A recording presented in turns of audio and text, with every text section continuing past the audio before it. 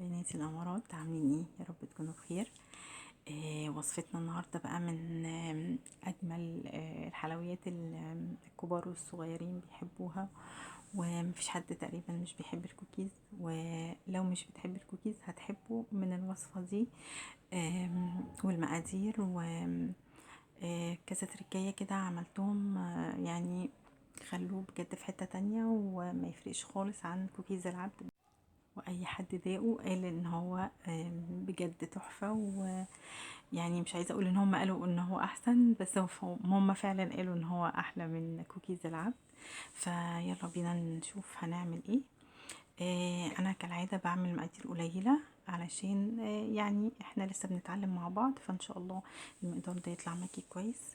انا عملت كوبايه ونص من الدقيق، معلقه من البيكنج باودر، معلقه من البيكنج صودا، ذره ملح، ونص كوبايه كاكاو خام، وكوبايه الا ربع من السكر البني، وربع كوبايه من السكر الابيض، وهحتاج بيضه وفانيليا. هي دي مقاديري، وضفت معلقه من نسكافيه بيعزز طعم الشوكولاته قوي، ودي اضافه حلوه يعني. يلا بينا. دي بقى الاضافه اللي انا غيرتها عن الوصفه اللي فاتت. مكعبات الشوكولاته المره اللي فاتت كنت حاطه شوكولاته تشيبس، لكن المره دي انا عاملاها بالشوكولاته المكعبات، فدي فرقت جدا يعني.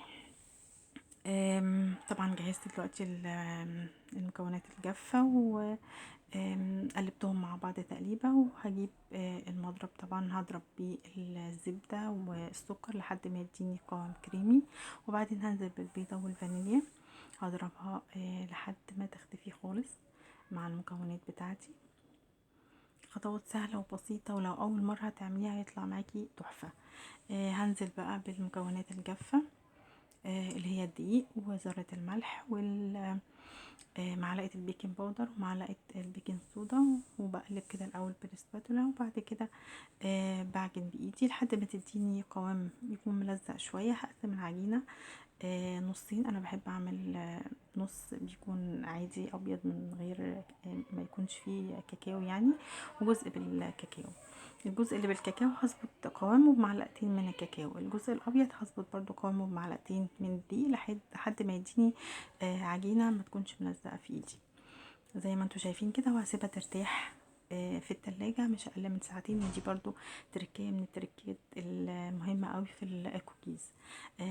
زي ما قلت لكم الشوكولاتة المكعبات، بجيب بار من الشوكولاته، اي شوكولاته عندك، شوكولاته مطبخ، شوكولاته بالحليب، اي حاجه اللي بتحبيها، بتقطعيها مكعبات زي ما انت شايفه كده، وبتضيفيها على الكوكيز. بجد بيدي طعم تحفه قوي، وممكن تحشيها من جوه كمان بحيث ان هو يكون في شوكولاته اكتر. فيعني بجد دي تركايه حلوه قوي.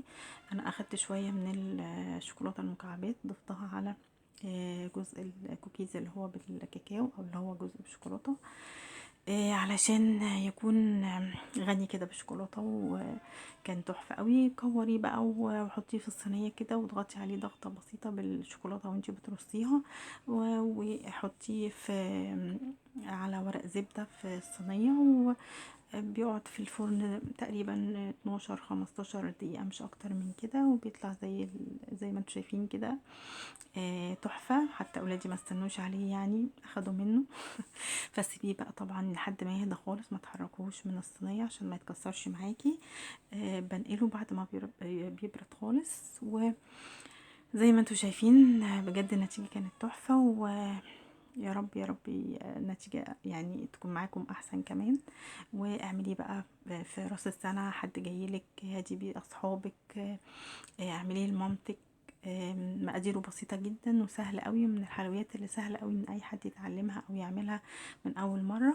وكل سنة وانتم طيبين بمناسبة العام الجديد، ويا رب تكونوا استفدتم من الفيديو. ولو استفدتم من الفيديو حطي لايك واشتركي في القناة، واشوفكم في وصفة جديدة ان شاء الله.